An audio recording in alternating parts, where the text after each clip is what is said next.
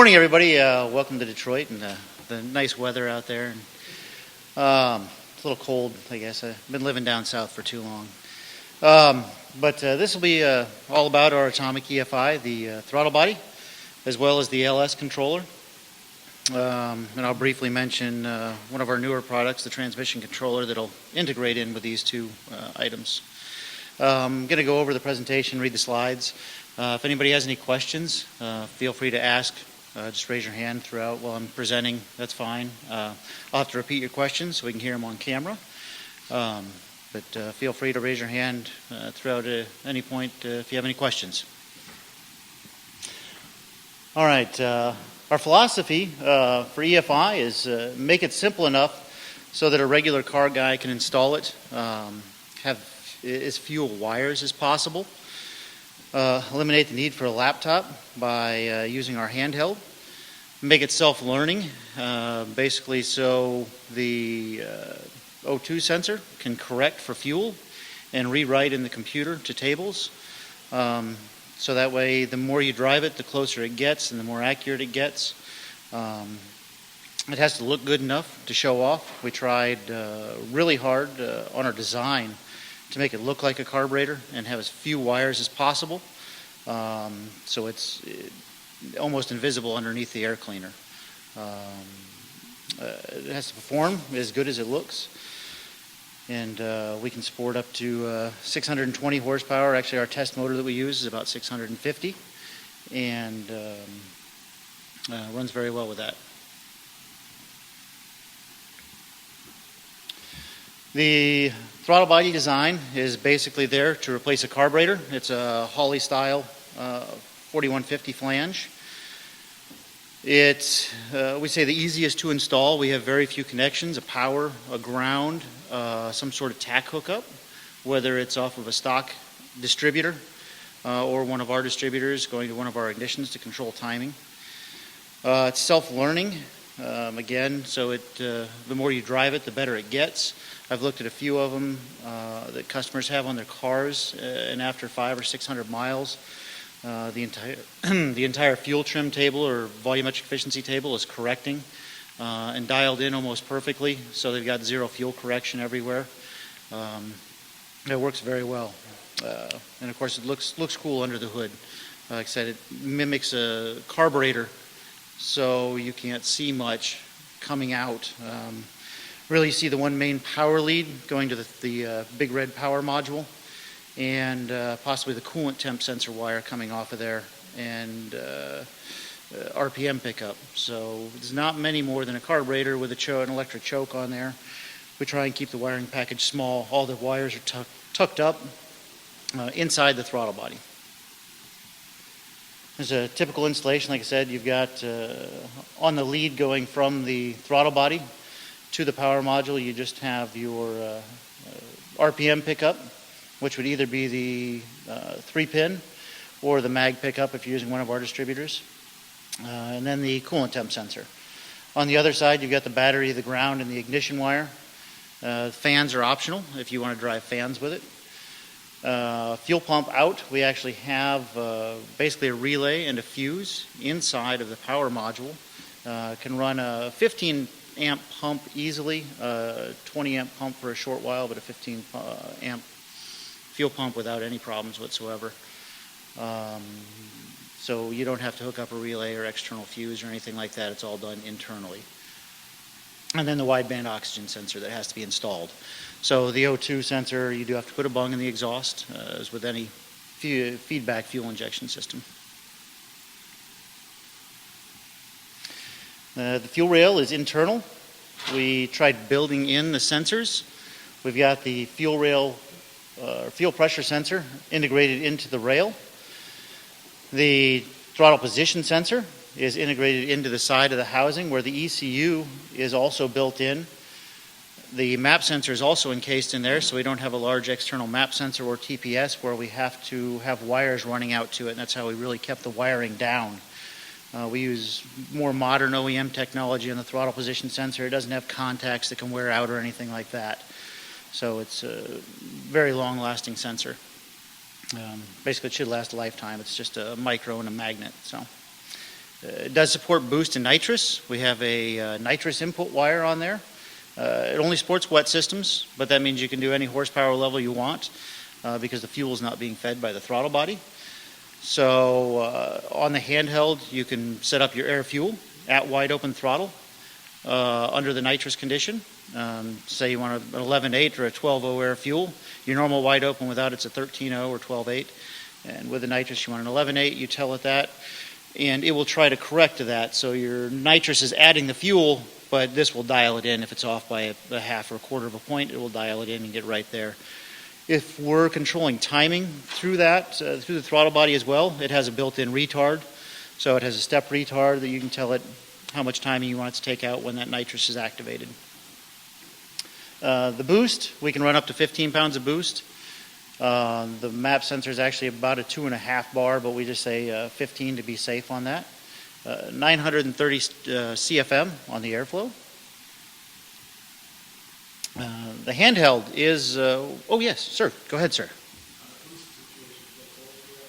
Yes, blow through or draw through. The original systems could only do blow through, and then, May, I think, of this last year, we had actually updated the throttle body so it can do blow through or draw through on there. So it eliminates the need for a laptop with this handheld.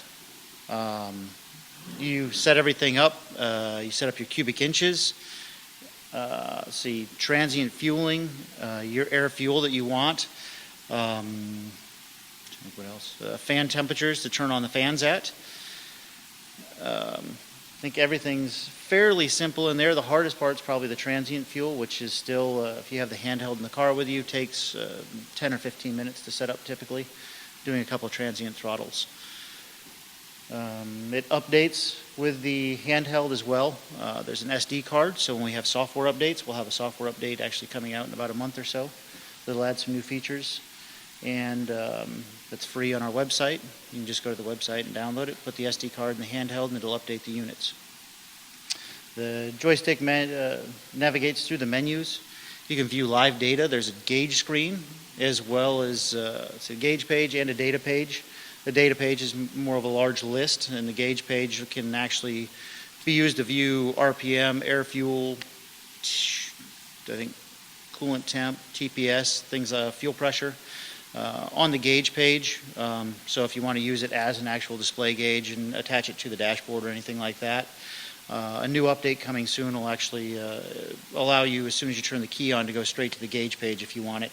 So the customer doesn't have to fumble and switch to the gauge page every time. It'll just be there as soon as they turn the key on. The throttle body plugs directly into the power module with just a single connection. We have all the wires in there. That's the power module. They communicate over a CAN bus. So there's no wiring or very, very little wiring.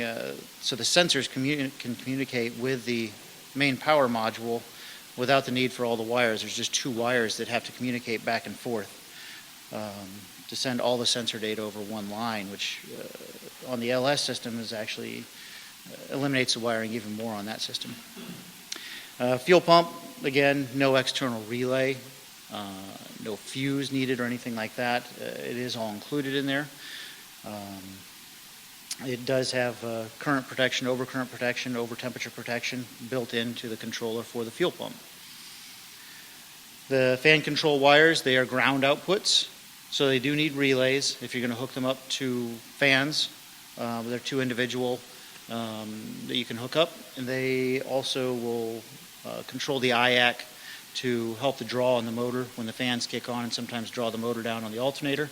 It'll actually kick up the IAC automatically to try and stop that and keep the idle smooth. Timing control. If you want to use timing control, you must use an external ignition box. Provides more precise ignition timing than the distributor weights and springs. You can actually set a curve in there that's basically unlimited. With our distributor, you have to put the weights and springs, and you've got the different degree bushings that allow the timing to move by a certain amount. And the springs bring it in, the total in, at a certain RPM. This allows you to If you've got a really big cam motor and you only want a 5-degree spread or something like that between idle and wide open, or 10 degree, you're not limited to that black 18-degree bushing. You can put 5 degrees and say, well, at idle I want 25, and at wide open I want 32. And you can control what RPM that comes in just by typing it into the handheld. The system will actually compensate also for higher coolant temps. If you tune the car, dyno tune the car, or anything like that, and set the timing aggressively and the engine coolant temp is cold, which happens a lot on engine dynos, the customer, when he's out in the field, once that coolant temp does get up above the 200 to 220 range, it will start pulling 1 to 2 degrees of timing to help prevent detonation automatically that you get sometimes during the summer when you get more pinging and detonation during the summer. This tries to help that. It also does it by inlet air temperature, by bringing that down by another 1 or 2 degrees on, if it's above 120 degree inlet air temperature outside, it'll start bringing out 1 or 2 degrees of timing. So the controlling the timing actually helps idle quality and drivability. You've got infinite adjustability for drivability on the idle. The one bad part about a carburetor is RPM drops. Timing actually keeps dropping as well. With fuel injection, you can bring the torque of the motor back up by increasing timing as RPM drops. So if RPM starts dipping a little bit because of a load, putting it in drive or things like that, it can actually bring the idle back up, which can help over not controlling it. Like I said, the distributor will drop in timing, and this will actually bring it back up a little bit. Yes? Well, that's with the ignition timing, you do have to actually run, I'm sorry, the question was a locked out distributor. What if you're running a locked out distributor? You have to actually run a locked out distributor no matter what on the system, because it will control timing. So you do have to have a lockout distributor with a phasable rotor, and you only phase it one of 2 ways. If you use our distributor, it's the small cap style distributor for the motors, and you phase it 15 degrees opposite of rotation. So we've got everything set up so you don't have to sit there and drill a hole and do all the difficult rotor phasing and things like that you do with some other fuel injection systems where you have to look down, and which becomes really difficult sometimes to get the phasing in just right. But the way we set up the crank offset in the computer, it just expects 15 degrees, so as long as you turn the rotor to 15 degrees, it's good to go. So you don't even have to really check it or anything after that. So again, controls timing with power adders with the nitrous, forced induction as well.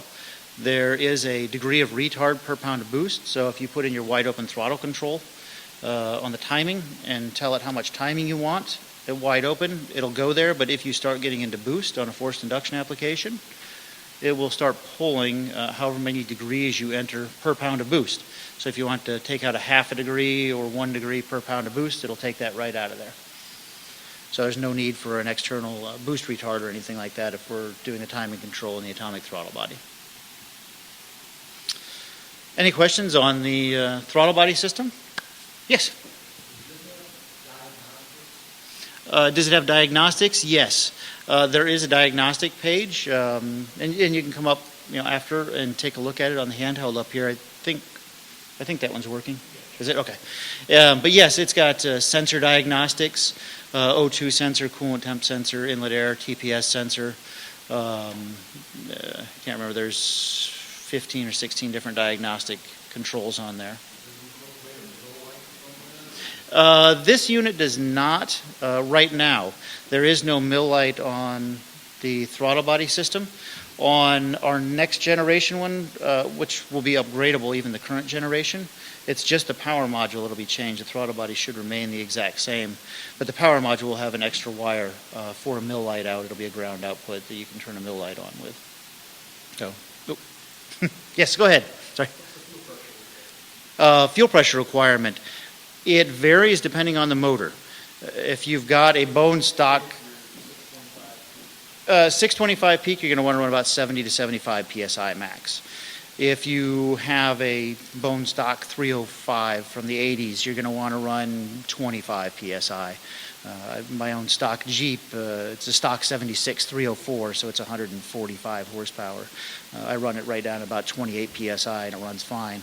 So it helps on the lower horsepower limit. You can go down quite a ways. I've gone down as low as 20 psi on a 120 horsepower motor. And it works just fine by lowering the fuel pressure down there because it keeps the idle more stable and things like that. The downfall of running really high fuel pressure with small horsepower, low horsepower motors is idle quality can suffer because of fuel injector, but you can turn it down to 20 psi without a problem and actually still idle just fine. Marine applications, we have had quite a few people do marine applications.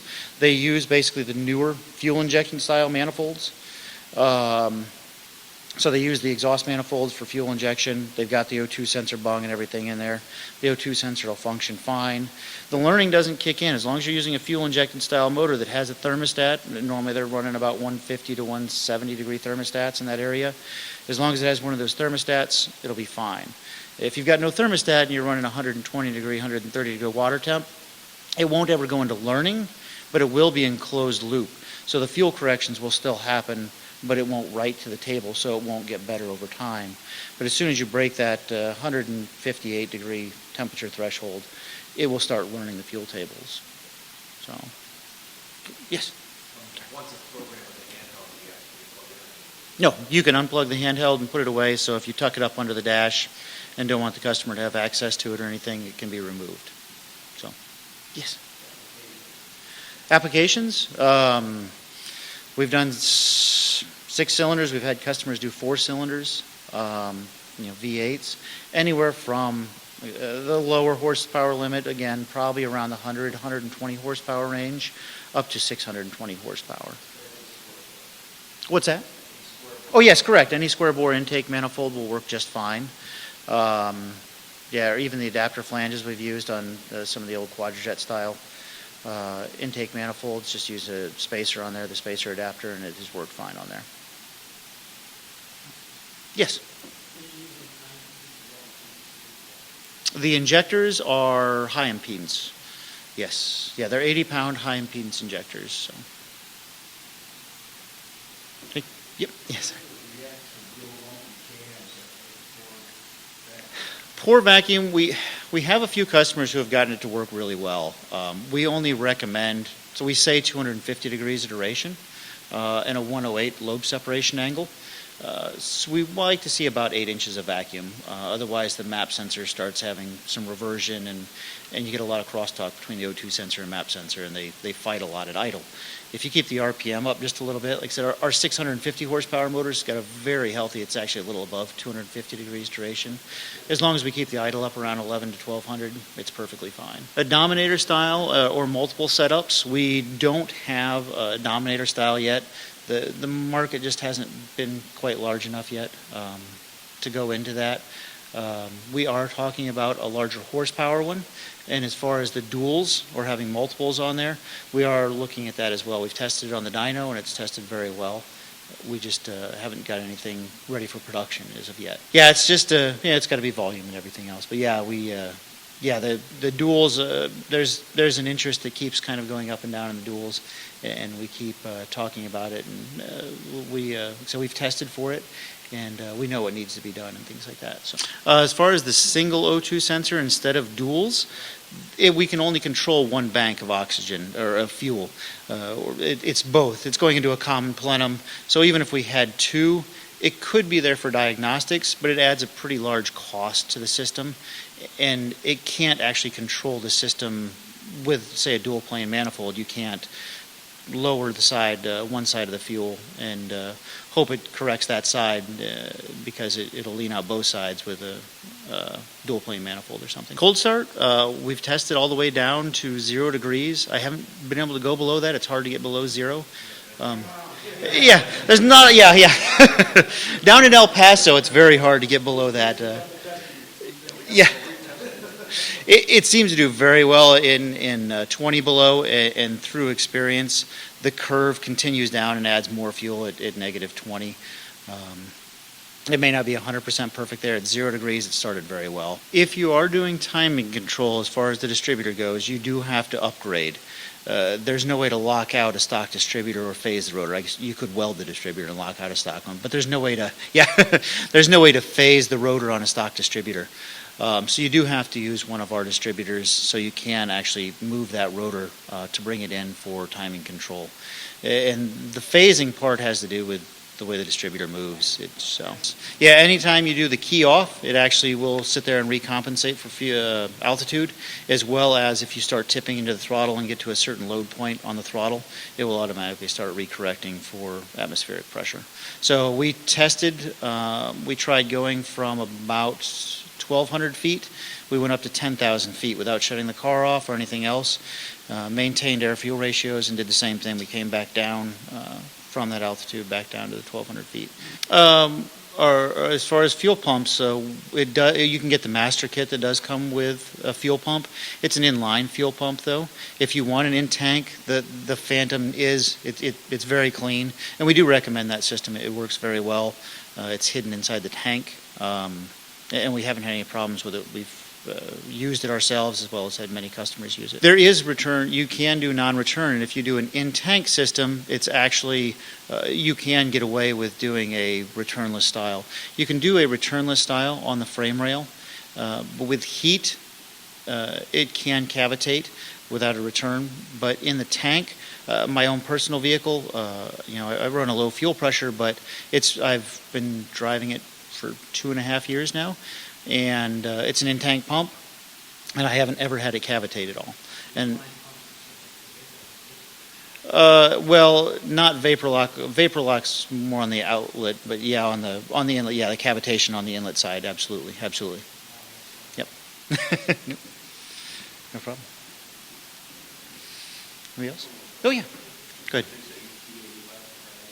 Right now it's not. In a future update it will be. The throttle body itself, it can definitely handle it. You can actually just change your cubic inches by about 30% right now, and it'll be E85 compatible. It's all airflow based modeling inside the system, so it doesn't know what kind of fuel you have in. So if you just tell it you have bigger cubic inches, it thinks you're putting in more air and will put 30% more fuel in. So if you want to run E85, you just have to change your cubic inches on the handheld. So it's actually very, very easy to do that. So in the future, I'll have an update that will actually allow you to just do that on the handheld and tell it has E85. So. We've actually talked about that as far as the sensor, the composition sensor goes. They're just very expensive. You're looking at $200-300 plus integration and everything else. It can be very expensive for that. That would make it ideal, because then if you've got a 50-50 mix of E85 and gasoline, you've got E40 or E45, and you need to change your air fuel ratio accordingly. But without a composition sensor, you can't really do that. The system does compensate plus or minus 25%. So if you're even in the ballpark, one way or the other, if you're running half and half, you should only be off by about 15% on your fuel trims. 15-12%. So it should compensate no matter what. So as you're running out, if you do a mixture, as you're going between the two, it will be enough to compensate, but you would have to switch between E85 and gasoline on the handheld. If you're running an external pump on the fuel rail, I would definitely recommend a return style system. The pumps run cooler. You don't have as much problem with cavitation or really any chance of cavitation at that point. Move on to the LS system. The system we came out with about a year ago. With the LS system, we tried doing a lot of the things we did with the throttle body which was reduce wiring, keeping it simple. You can see a stock wiring harness that is a stock wiring harness off of an LS car on there. It's got a lot of connections on it. A lot of them are emissions connections, but there are a lot of connections on a stock vehicle. Stock computer is fairly large and bulky. We tried keeping it small. We use the same size power module on the LS system as we do on the throttle body. So it's not anywhere near as difficult to mount, and it doesn't have to be hidden quite as well.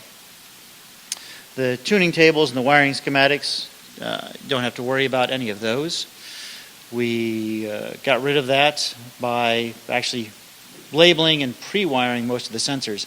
Most of the sensors are terminated right next to where they have to go on the fuel rails as far as the sensors go.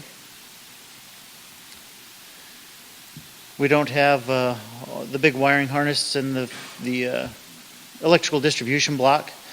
We actually, you see an electronic pedal there. We actually will be supporting electronic pedals soon. We're in the final stages of testing on that. Right now we only support mechanical throttle bodies on the LS system, but we will have the electronic pedals out, electronic throttles out soon. You have just a stock GM LS3.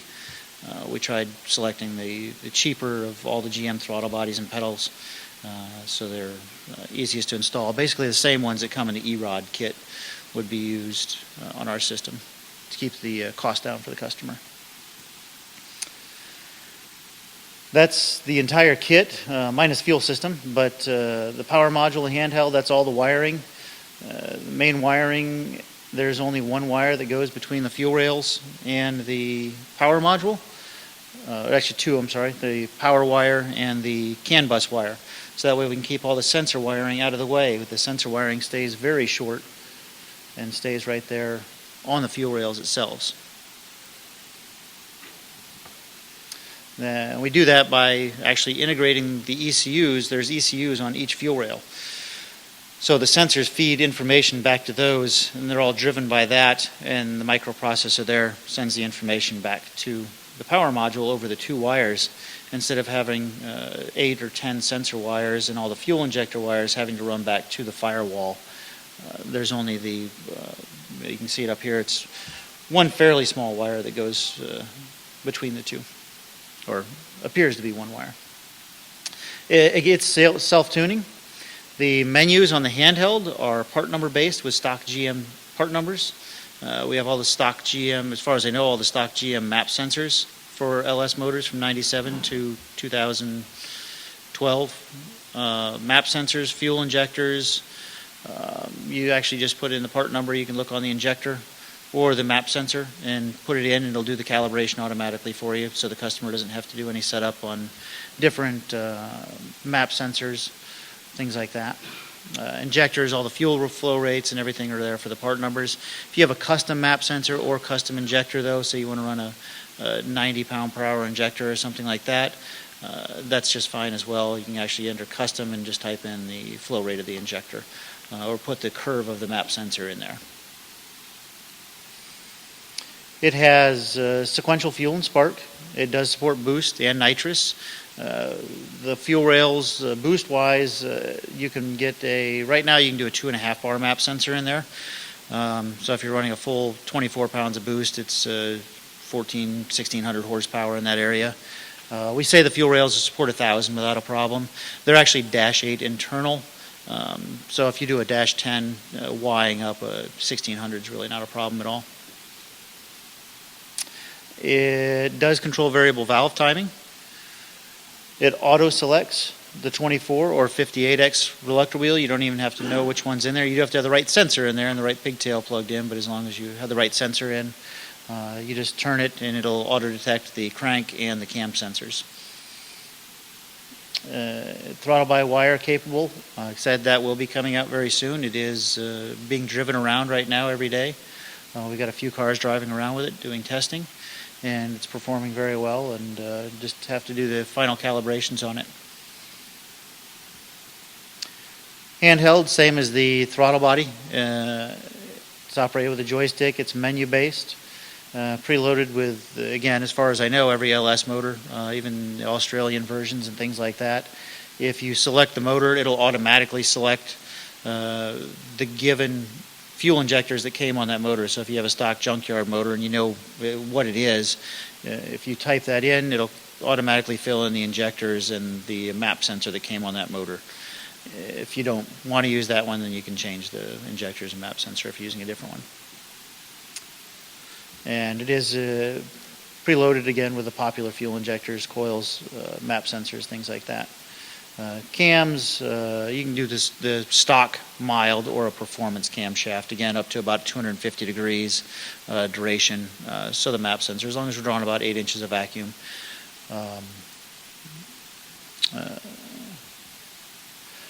Fuel rail covers, those are actually being finalized right now. Those are just some different custom ones. They will snap right on to go over, just like the stock Corvette ones. They are almost done as far as production. They should be released here in the next few weeks. We're just finishing up packaging and things like that. So they can go on to really customize the look of the motor and blend in with the car. All of them come blank or red. Those are just different ideas of what you can do to them. Again, different ideas of what to do. Those we just cut holes in them and made molds to go around the coils. Not even molds, but just little plastic holders to show off the coils on our cars. That was a SEMA engine from a few years ago. And there's one installed on a car. It's a 57 Chevy. So no covers on there yet, but that's what the engine bay looks like. There's not a lot of wiring going everywhere. It's just the injector wires go straight down from the fuel rail to the fuel injectors. Coolant temp sensor short. The throttle position sensor, everything goes directly to a sensor and is the correct length already. So there's not a lot of extra wiring hanging around. And again, going back to the power module, there's just the two wires. So